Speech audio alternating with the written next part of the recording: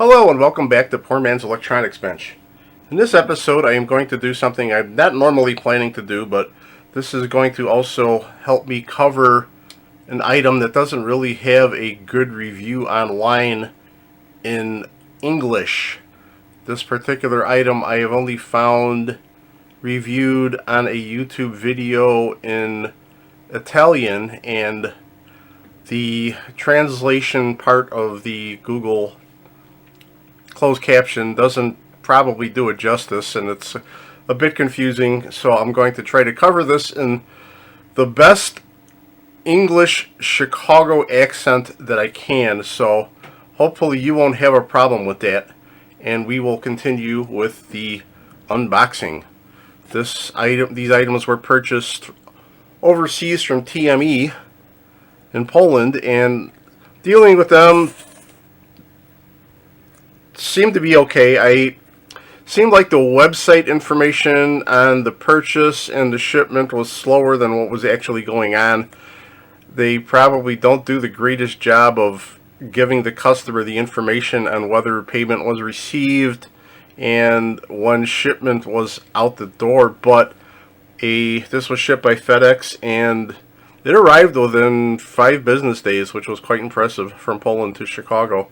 So we're going to delve into the contents, and by doing so I'm going to do a little bit of a disclosure of what's in here. I normally feel that stuff like this for unboxings is kind of braggadocious, but it does allow a person to introduce items for a good review. Now, of course, one of the first items here is a much reviewed and covered Brymen BM860S series meter. This one in particular, I ordered an 869S. I was impressed with its overall performance in all of the reviews. The second item was an item that connects to it.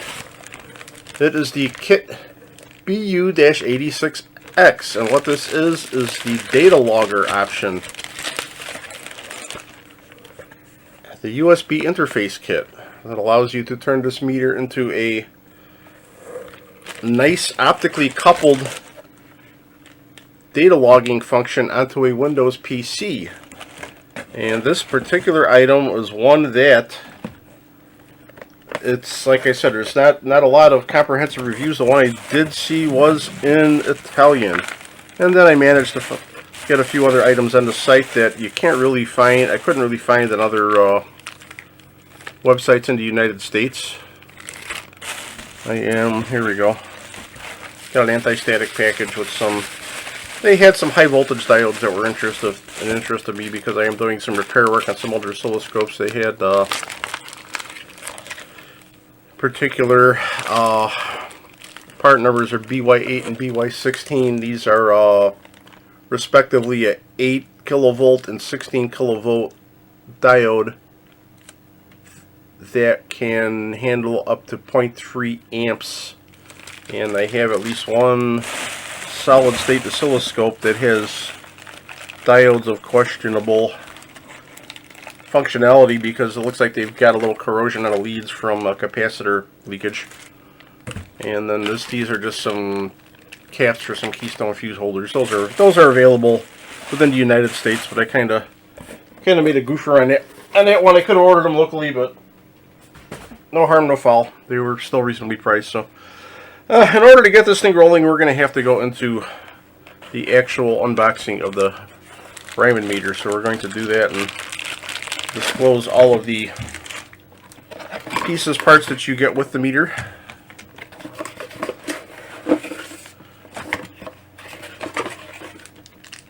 They do supply you with a Mitsubishi battery, which is handy. We're going to hope that's functional. You get a comprehensive user manual in English and one in Polish, apparently. And we have another little addendum sheet, multimeters and meter quick setup guide. So we're going to just go through that. Sure, it has a bunch of warnings on it that I'm sure I should pay attention to, but yet I'm not going to. So we're gonna carry on from there. And this is in a unsealed bag, but we're just gonna give it a good general inspection to make sure it wasn't damaged return or anything. And it looks to be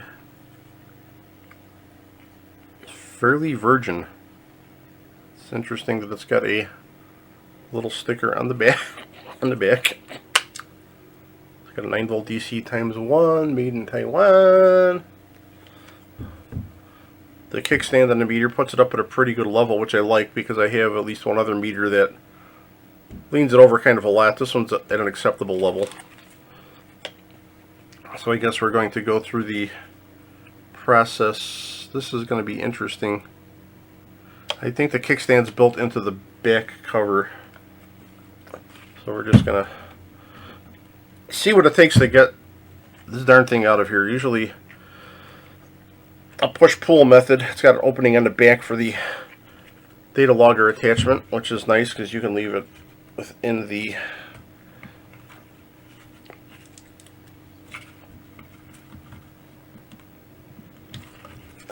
and it's a bit of a struggle, but getting it out a little bit. And the kickstand does stay on the back part, which is nice. Okay. There are quite a few reviews on the 869 in general, so I'm not going to do any outright coverage on it.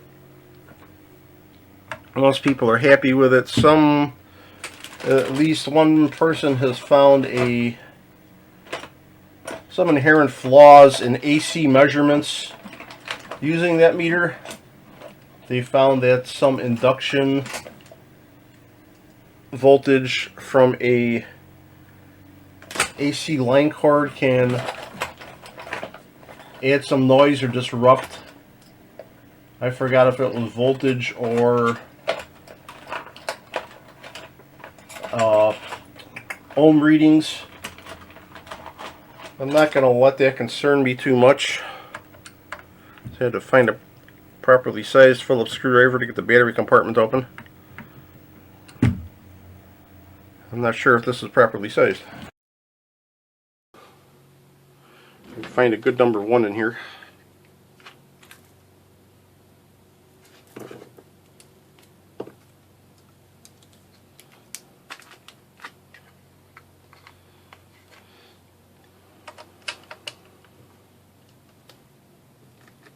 Much better.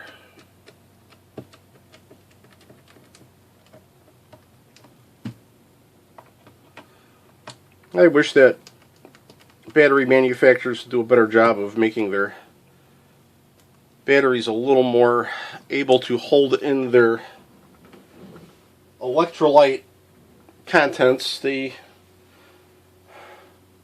figure that the battery supplied with this can't be any worse than the Leaks. I've had fairly good luck with Energizer Professional Series. Give the battery a quick 9-volt battery function test. Says it's good. Must be. I'm gonna go with that.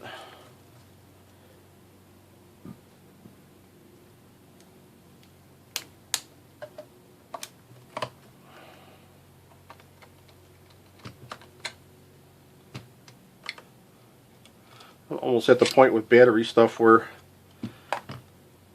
I'm thinking of little box design items, and I'm almost thinking it'd be better off putting the actual battery connection or box outside the item so I can take the battery out and not let it cause any issues. This cover is not interesting. It seems like it only wants to go on a certain way, and I'm not doing it properly. I'm going to... Oh, there's quite a bit of springy, spongy foam. I think that's part of the issue. There's a... You see that piece of foam? That's... You have to really give it a good push to get it to seat, I guess.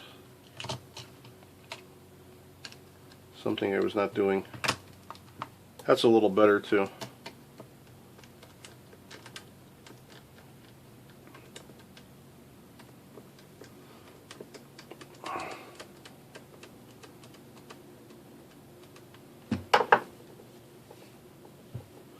And we have life, which is wonderful. Shut him back off and cram him back into his cover.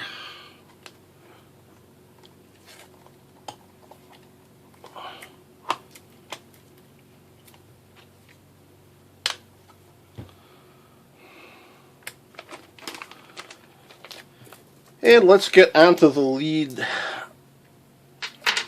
and probe package.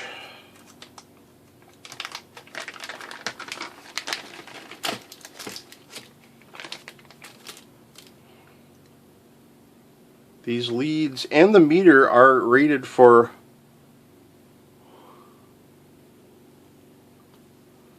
well, the lead itself says 1 kilovolt Cat 2.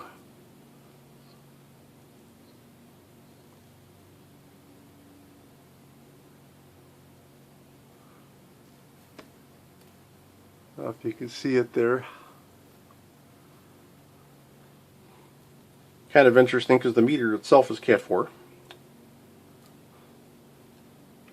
This does have an adapter installed on it. It has it's like a 4mm banana that unscrews to a fairly nice longer probe, and then this also has a clip-on guard where it only gives you your a little exposed area for people like me that end up being very clumsy with trying to probe items and short out devices. I don't know what it is. I'll try to probe something. Next thing I know, that probe is slip it off and find that the path for voltage and current where it really shouldn't have. So this one here. Okay, this one's also coming off. I think I'm going to go with these guys for now. I can't say as far as lead sets, these feel like they are the most durable, but they are rated 1 kilovolt to 10 amps. And just out of curiosity, it'll be interesting to see. I've got a shorter lead I can put in to try to delta out my ohm reading. This says it's a 0.03. I'm going to delta this out.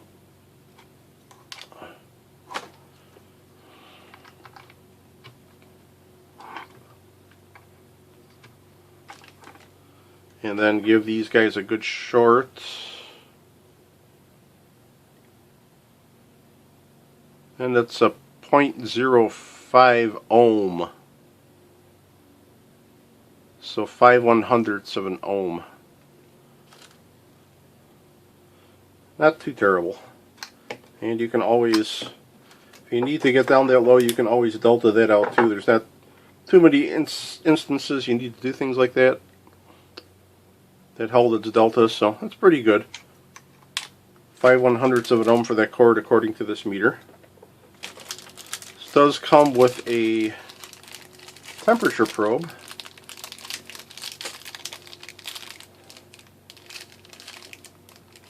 And it looks like it's already got the adapter on it to fit the binding post. Normally, oh, I forgot the model name of these types of probes. There's a standard, I've got another one here. It's probably on here. It's a Klein Tools K-type, there we go. It's a K-type. If you buy the probe, usually it comes with this standard adapter, which oddly enough has a K marked on it. Only lets you connect into the adapter one polarity. The interesting part about this meter is it allows you to monitor readings from two different temperature probes at once, which is kind of a handy feature. We're going to go to that feature. Your T1 is on the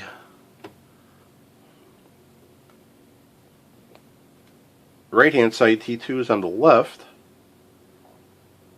I wonder if you've got if you can do, you got CF. Well, let's see what goes on here. 27 degrees Celsius in here, or 82 degrees Fahrenheit. Pardon me. I do wonder how you get, here's T2, you have to alternate. Oh, you can alternate? Interesting. The range button. T1 gives you the reading off the T1 installed temperature probe. I'm going to hope that it goes in there like that. Range T2, a little bit different, but it's a little bit different probe. It's also heating up a little bit. It was sitting off to the side in the shelf that was cooler. Temperature differential between the two. Oh, here we go.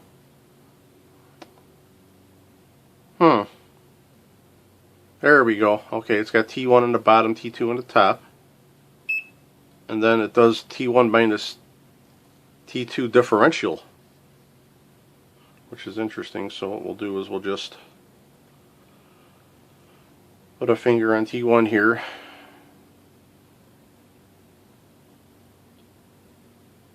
So there is a 18 degree Fahrenheit differential just from me putting a finger on that.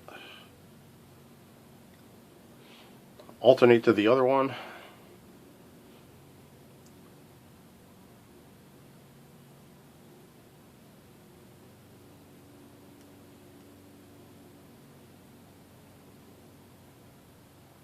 Can't say how well that function's working. I believe that would be a differential. Let's go back to our T1, T2 monitor.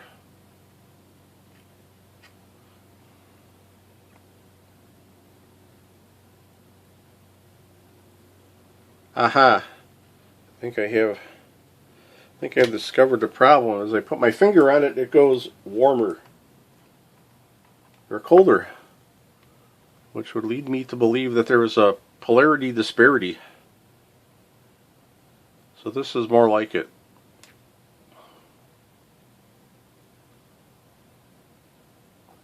Yeah, they're both tracking closer together. So if you do use something with a K-type adapter, you want to make sure that you're positive on your T2 is in the jack mark milliamp microamp.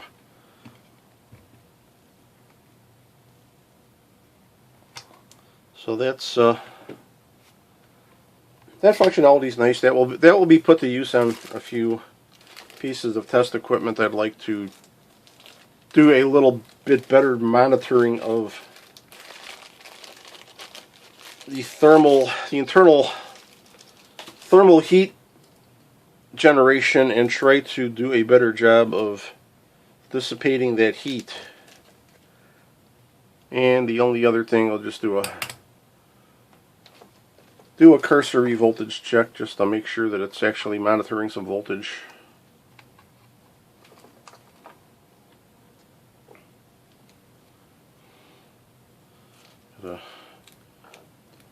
A D-cell battery that its expiration date was March of 2010, and it's still holding 1.5 volts, which is pretty interesting. The fact that it's done that without leaking its electrolyte is even more interesting.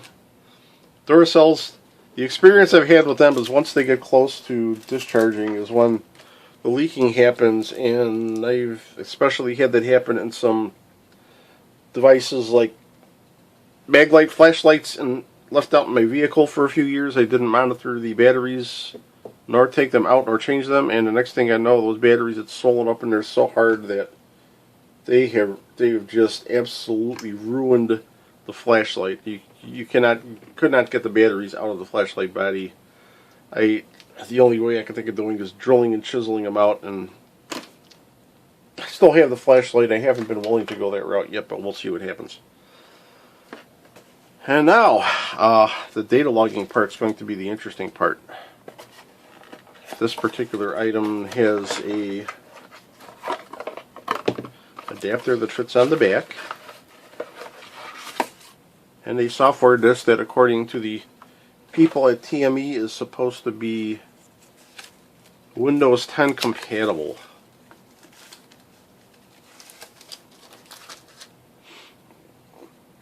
And it just so happens that I have a desktop computer running Windows 10 at this desk. So I'm going to go into attaching. Looks like you've got a pin on this part of the attachment that's going to go more or less into the socket on there.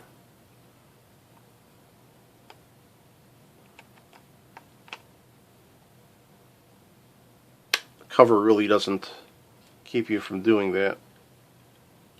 And it's a little bit of difficulty to get it to rotate up into the position, but cover didn't interfere with it. I'm going to switch over to displaying computer screen and recording that.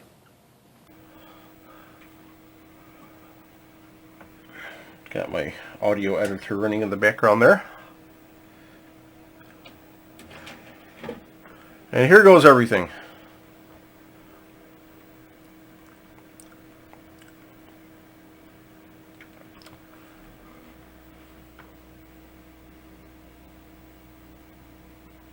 Apparently the disk does not have an auto run file.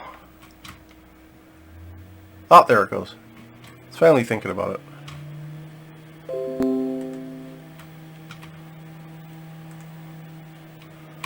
Run auto run exe, USB to serial adapter driver,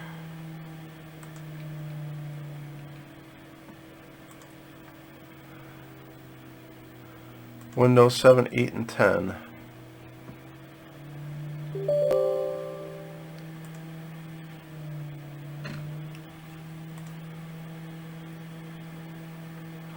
Going through all the normal Windows installation stuff. Depending on how long this takes, I might speed up the video.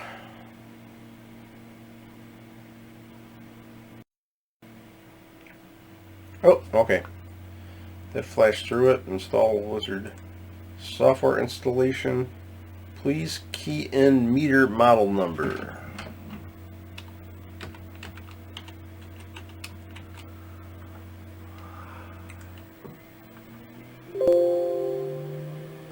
Make sure that your interface cable is BC86S.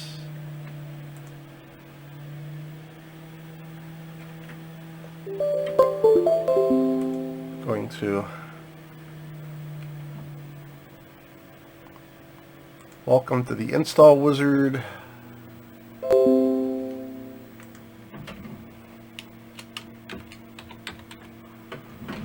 Absolutely no organization whatsoever.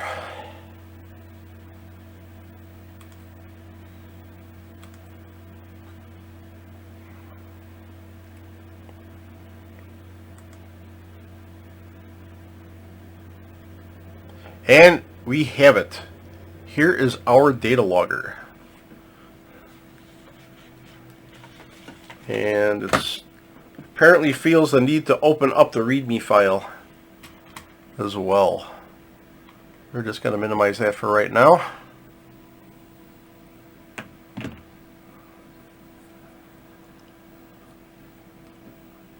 I am thinking we've got to do some sort of connection. It says analog meter.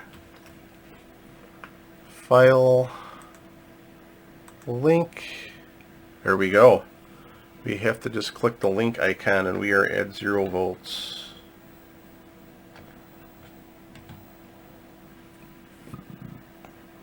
fun stuff.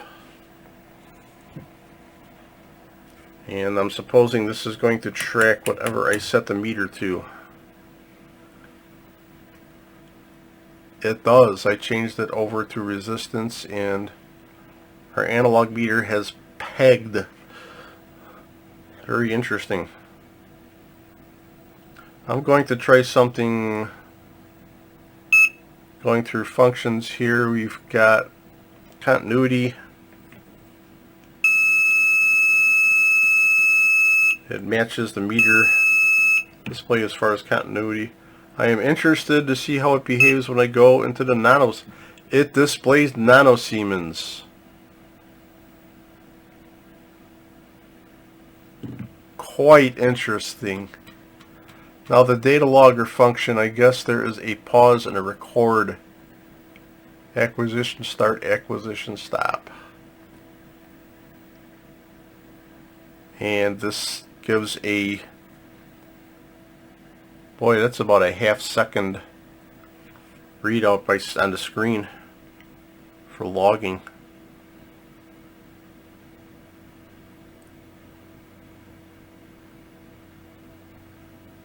Pretty darn neat in general. I mean, there are meters that you can pay that are in most of them are benchtops that have a data logging feature built into it. But the nice part about this is this meter has some functions I'm really interested in. I don't know how it'll display. I don't know if it'll display some of them. One of the main things I'm interested in is if you turn the data logger on, apparently it stays on even with the function change. Going to try my battery on here again.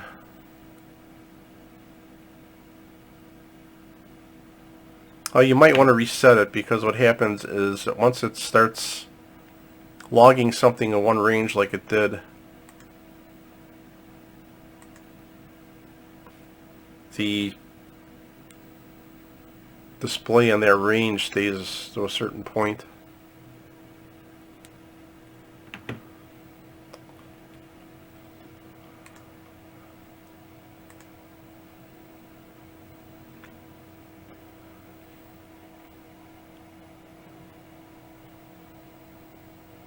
I'm wondering how to change it off from volts and how to reset the range here. It's got to be a manual interval option.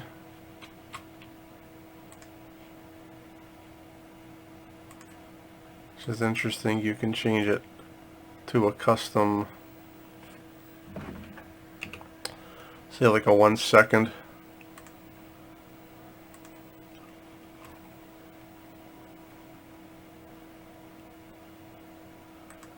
Acquisition file clear. Saves it in the data buffer. Okay. So we're set on voltage. We have a plus and minus range displayed. That would be how to do it, I guess. You have to stop the acquisition and clear the buffer. And then once we go to a 1.5 volt battery and reverse polarity leads, and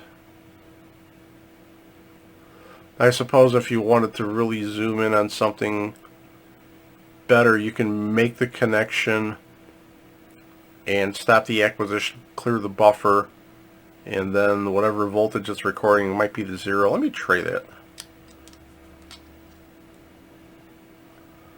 I'm going to stop the acquisition, file, clear the buffer, yes. And we're going to start our acquisition again. No, it stays zeroed at the 1.5 volt range. But we could set a max and a min. Or we have a max and a min displayed. See if we can change that. Is there any way to change that? Settings maybe. Cancel.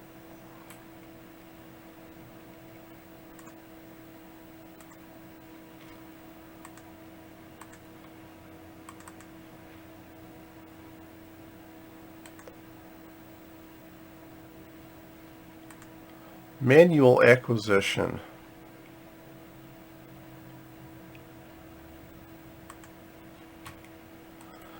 It's a little trash can to clear the data buffer.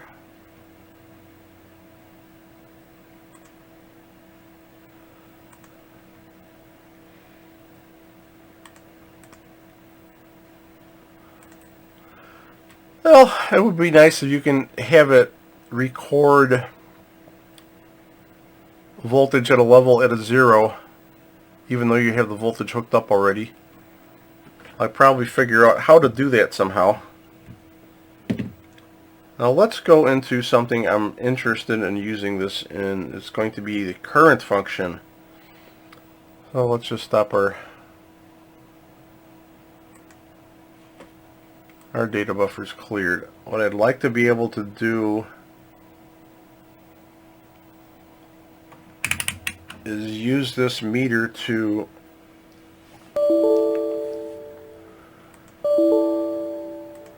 USB cable not found. Clicking over into current. There we go. You have to, if you do a change into the current, you have to relink it. It tells you what's on the meter display, though. It does go to hertz and AC milliamps, and it's matching the meter display. What I'd like to be able to do with this meter is check the on current surge of devices, turning them on. I'd like to be able to add some fuses to some vintage equipment, and with this particular function I can see what the surge current is turning a device on, and then decide what particular fuse to use in order to have it perform its protection without blowing the fuse at a regular interval due to being missized. There's ratings on devices, but they don't normally cover that onboard surge current. So what I'm going to do at this point is I am going to get a device I would like to test and see if I can make that happen.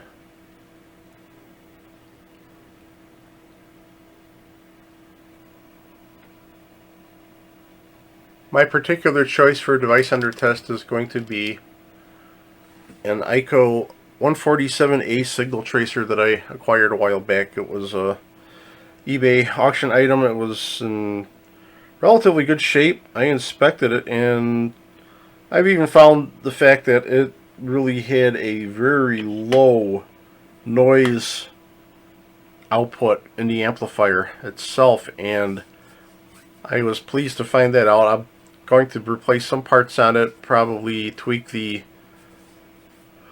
voltage going to the I-tube so it doesn't burn out, because the I-tube is in pretty good shape as well. Try to save some life on that, but other than that, it seemed to be totally functional inside with no damage. There's two things with it though. For one, this particular test equipment is not fused in any way, shape, or form, so there's no protection on it.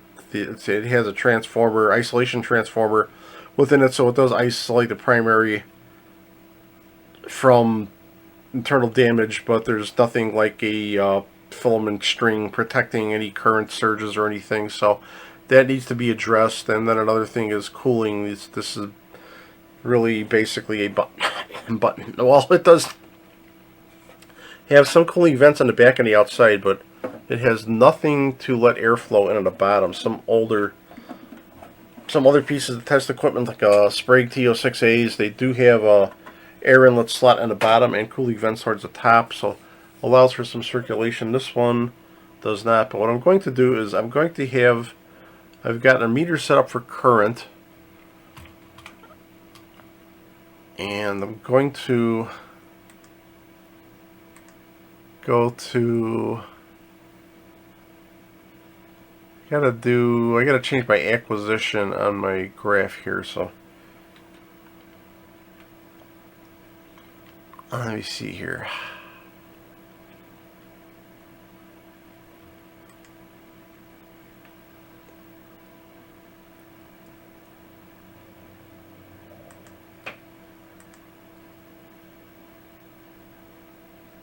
Going to clear the data buffer on this.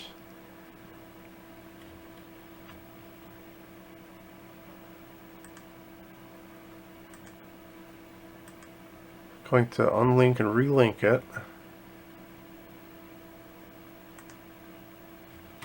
We're going to go to acquisition mode of automatic. OK, and start. So I am change my interval to every second. It shows a 1/10,000th of an amp reading on there right now. I have the power input set up for an isolated power supply. I'm going to isolate a transformer, isolation transformer. It's got about a 4 amp breaker on it just in case anything goes wrong, but what can go wrong here? And we're going to go and turn it on.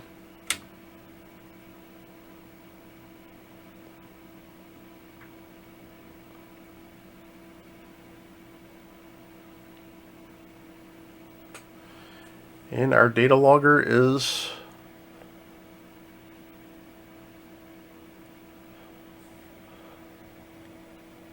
didn't really monitor the inrush surge well.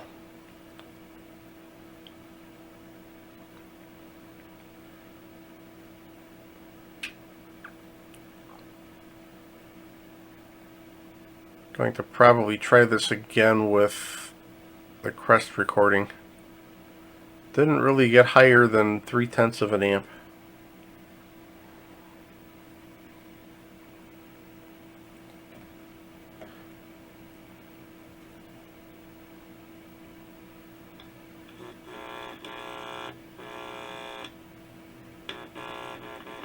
That's the RF input.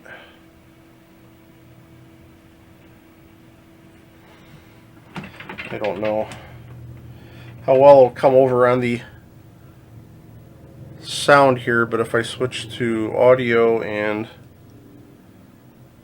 play something metallic on the input here, this thing is really just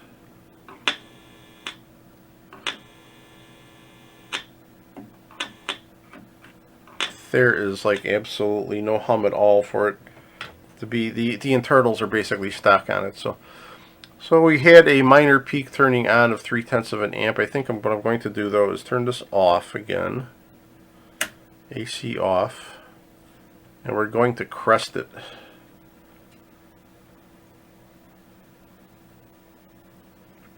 It's funny how it's bleeding down the current slowly on the display for the Brymen.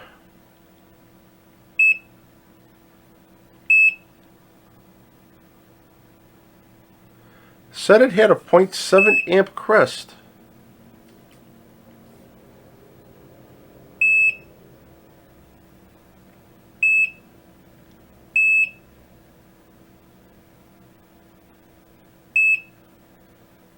It looks like it did record the crest without me.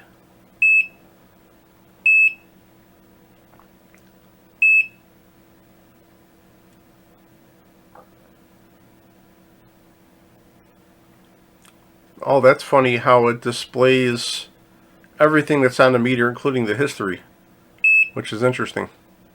It goes my positive and minus maximum crest. So I guess that's what you can do. You can actually, I'll have to read into that a little more, but it actually holds your crest value, and as you scroll through it, it displays on the data logger.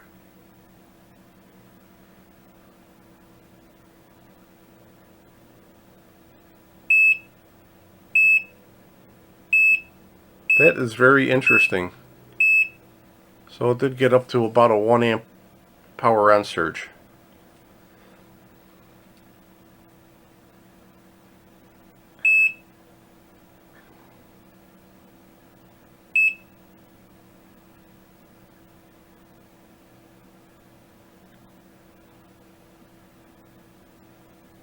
So now we're back down to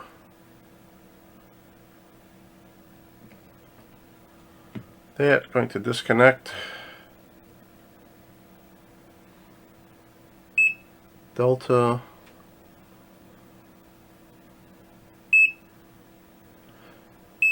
Try to record feature, min-max average. Get back on and turn it back on.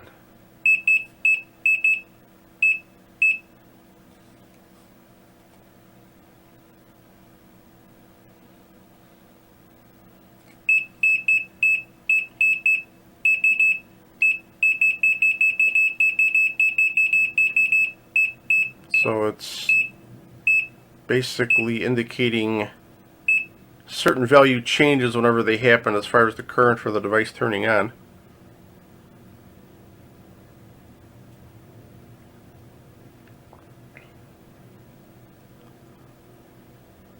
It's indicating a little lower reading than before, which is kind of odd.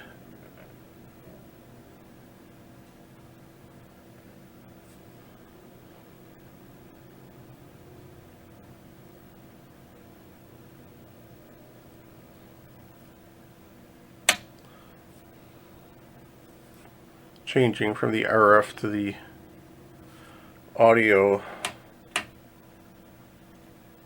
doesn't change that, but I'm guessing that it's maybe doing that as an average.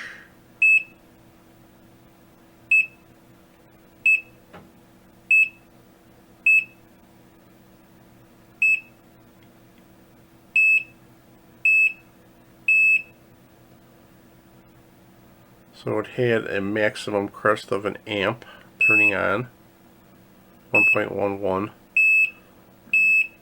I'll have to scroll through this to see what some of this means because it's giving different indications. It's got a minus and apparently a positive. It's actually picking up the peaks off the 60 cycle waveform for the surge, power on surge. But it is really interesting that it doesn't just display what's connected to the probes that's going on at the time. It displays whatever history is coming out of the meter as well. So as far as functionality, it's still useful. It does give you a visual indication of, by playing back the history. It doesn't do as good a job on playing back a real-time data acquisition on the current for peaks and surges. I'd imagine it would probably do a little better on voltage, especially if you had set a higher acquisition rate. You might catch something. It would be nice if it was real-time down to 1,000th of a second or so, but at least it can give you an indication of what's going on as far as voltage changes when you're monitoring a circuit. Let's say you're setting a bias at an amplifier. You want to monitor a noisy power supply, something like that. It can definitely give you a fairly real-time graphical view of what's going on, plus a recording that you can save over time. So I'm guessing that I'm going to probably end this video with that part after I depower everything here so I don't cause any major issues. We do to go to no data received.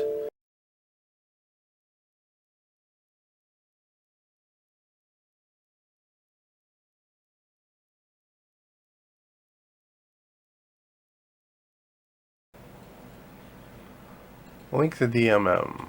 No data received. I wonder if it's something with the COM port.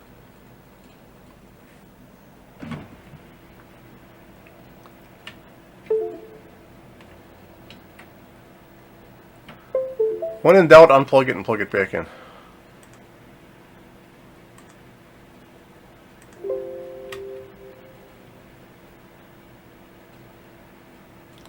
There's probably something to do with the meter.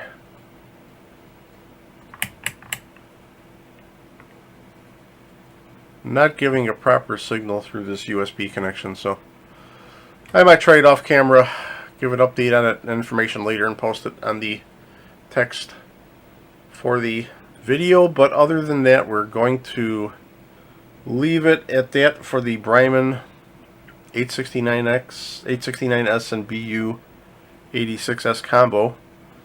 If somebody's interested in procuring that, it is at the website tme.com. I am not sponsored by them or giving them any sort of promotion in any particular way, except for just for the fact of my own personal experience with them. And I can say I had a good experience. Can I recommend them? I don't know if I want to take the blame of recommending anybody and have it come back to say that they didn't do a good job for you. So, like I said, the expectations are, if you do order things, the documentation on the website and from them is not going to be immediate. I think there is a United States representative that I did chat with that told me that the transaction did go through and get paid when there was no indication on any website information for the purchases, yet they fulfilled their purchases 100% at their end in a very timely manner, and that is all I can do for a recommendation as far as information. I hope you enjoyed the video content and gained something from it. And if you like the content, please give the video a like. And if you're interested in subscribing for more content, please do so. And thank you again. This content is available on YouTube and Odyssey.com. If you enjoyed this, please like and subscribe. Hope you return soon.